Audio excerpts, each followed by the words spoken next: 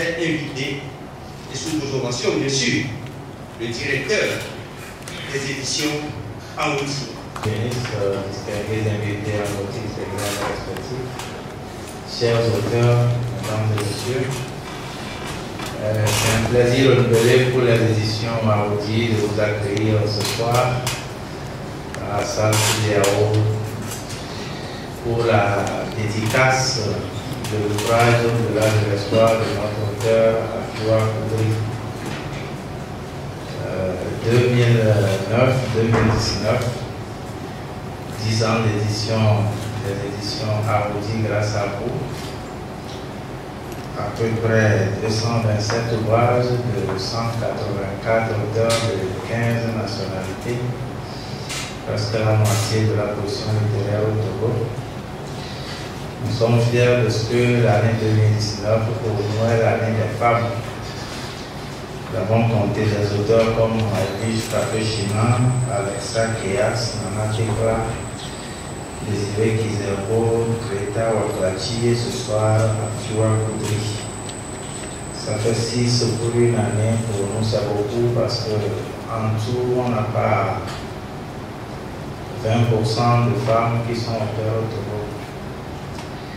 Et donc, spécialement en 2019, nous avons pensé aussi à une collection portrait où nous allons vers les autorités, les personnes ressources.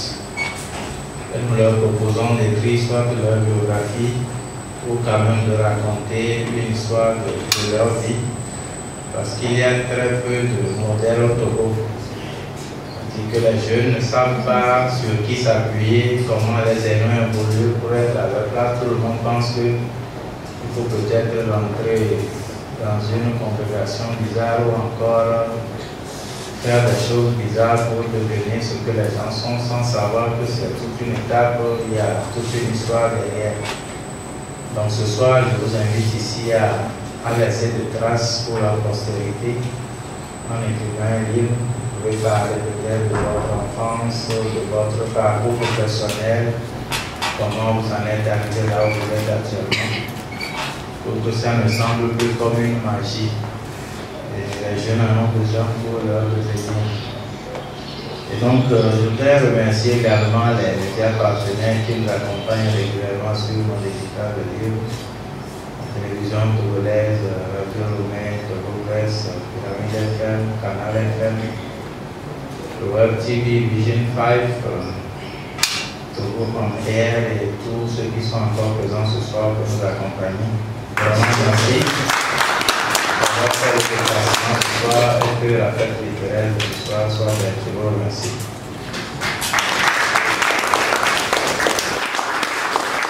J'ai en effet accepté sans hésitation de préfacer ce roman, quoique moi-même je ne suis pas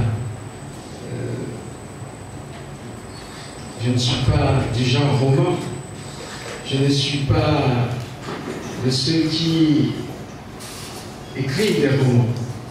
Nous écrivons beaucoup plus des essais, en faisant des analyses conceptuelles. Nous sommes, disons en un mot, dans les sciences humaines. Mais le roman est un choix particulier qui est donné à des femmes et à des hommes de talent qui savent créer à partir simplement de leur vécu. Chacun de nous, en lisant le roman, vit ou interprète en fonction de sa grille de lecture qui elle-même est fonction de ses connaissances préalables, de son vécu aussi. Et donc, tout passe toujours par des grilles. Alors, mon intérêt par rapport à ce roman est lié justement au fait qu'il s'agit d'une écrivaine, première chose, Je suis un inconditionnel du soutien de toutes les femmes qui se battent pour leur émancipation. Cela, ces motivations fortes qui sont portées à travers ce roman, c'est pour cela que je vais préfacer et que je vous invite à le lire qu'elle a choisi, c'est-à-dire le roman. Je la salue. Du titre, tout s'inaugure. Un parcours, un chemin de croix, une initiation, parvenir au regard flamboyant de tous ceux qui sont allés dans la lumière de l'accomplissement par la voie de l'espérance, comme Mahoubémon, la voie de Dieu. Mahoubémon, c'est le nom de l'héroïne de ce roman. Le nom n'est pas fortuit ni anodin, c'est un nom destin, un nom destin. Je m'en vais rapidement vous parler, mesdames et messieurs, de ce qui génère cette histoire, ou alors de comment cette histoire est en tant que telle construite. Et je parlerai très rapidement de ce que nous appelons l'incipit et l'explicite. Une histoire, un chemin de croix. Lorsque nous prenons le roman Au-delà de l'espoir, à la page 13, commence le premier chapitre. L'incipit, ce sont généralement les premiers passages d'un roman, d'une histoire. C'est l'incipit. Et l'histoire s'ouvre et s'inaugure à partir de cet instant même. Et la première phrase de ce roman est tout à fait évocatrice. Encore une visite médicale. Point d'exclamation. Le même problème sans solution depuis plusieurs années. Certains en auraient ras-le-bol et ils renonceraient. Et oui, certains renonceraient et accepteraient leur sort. Point de suspension. Cette forme d'incipit annonce d'entrée de jeu un parcours de combattant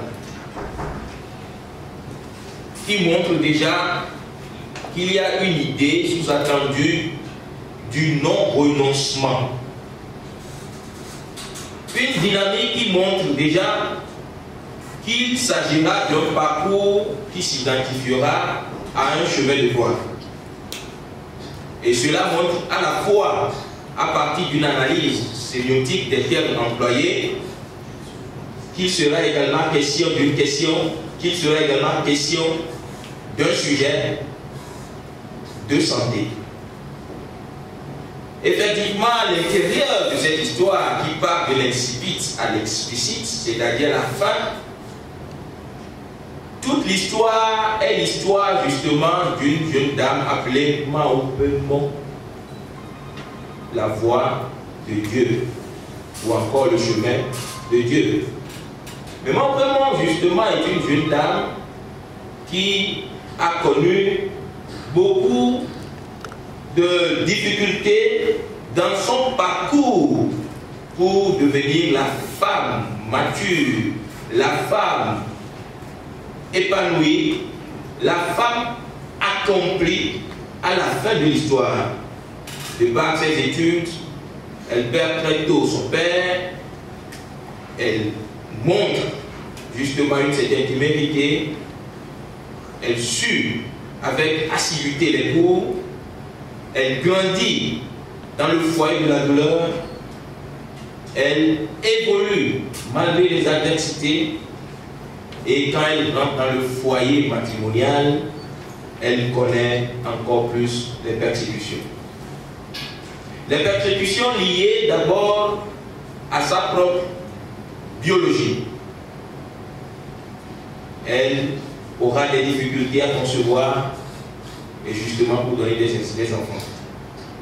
Elle connaîtra l'humiliation dans les larmes, dans une famille avec des beaux-parents difficilement fréquentables.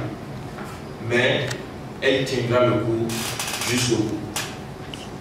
Elle ira avec la foi, la persévérance.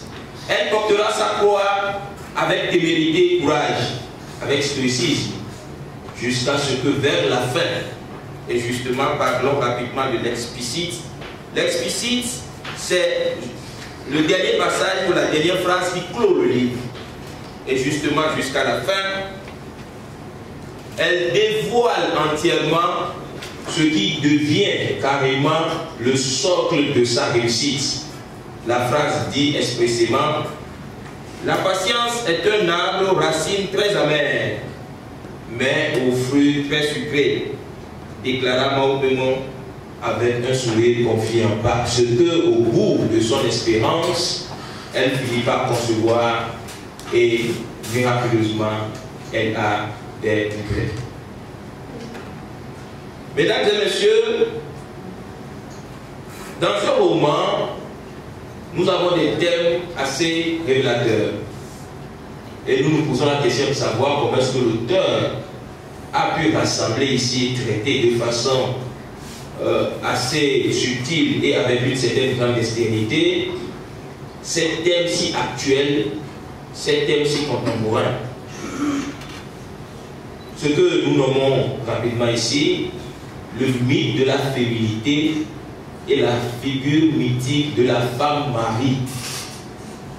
Vous savez, le travail sur l'image de la femme que l'auteur a voulu bien faire dans ce roman Au-delà de l'espoir n'est plus l'image de la femme Ève qui symbolise la chute originelle, ou la femme prise dans toute sa totalité de faiblesse, où elle incarne alors la complice historique du diable, où elle devient malheureusement celle par qui le péché est entré dans le monde. Mais l'écrivaine ici qui a traité de ce sujet a plutôt voulu montrer l'autre dimension de la femme, celle qui sauve, celle qui se bat, celle qui s'engage, celle qui ne se laisse pas faire. Celle qui également comprend qu'en fait, elle a l'obligation devant l'histoire de porter sa croix et d'enfanter l'espoir. La femme Marie ici est représentée dans la figure de Mahomet, cette femme qui a attendu de la même manière que Élisabeth a attendu dans la stérilité, la douleur, cette même stérilité qui malheureusement est souvent considérée comme une sorte de malédiction, parce qu'en Afrique, une femme qui ne conçoit pas est considérée comme une femme maudite. C'est justement cette même malédiction de la croix qu'a porté le Christ, parce que la croix devient cette forme de malédiction, mais avec l'effort fourni par le chemin engagé, affronté, on parvient à cette croix qui ne condamne plus, mais cette croix qui exalte et qui élève. Mahomet, à partir de la thématique de la féminité qui est un problème général, parce que la féminité souvent associée à la faiblesse, reléguée, mettant la femme dans une condition de dernier plan carrément, eh bien, l'auteur ici, à travers la figure de Mahomet, donne de l'espoir à la femme, dit à la femme qu'elle peut, qu'elle est capable, qu'elle peut recréer l'espoir. Mesdames et messieurs, les thèmes traités dans ce roman sont généralement les thèmes qui sont liés à la condition de la femme. La femme n'attendra pas forcément que quelqu'un vienne faire son développement à sa place. La femme doit entreprendre, la femme doit oser. Voilà. La femme ne doit pas rester à pleurnicher sur son sort, à être soutenue, à être, disons, prise en charge. Voilà. À être prise en charge par des hommes, par des personnes. La femme doit pouvoir se battre et avoir maintenant des mains qui se joignent à elle. C'est qu'il n'y a aucun rêve qui ne puisse se réaliser.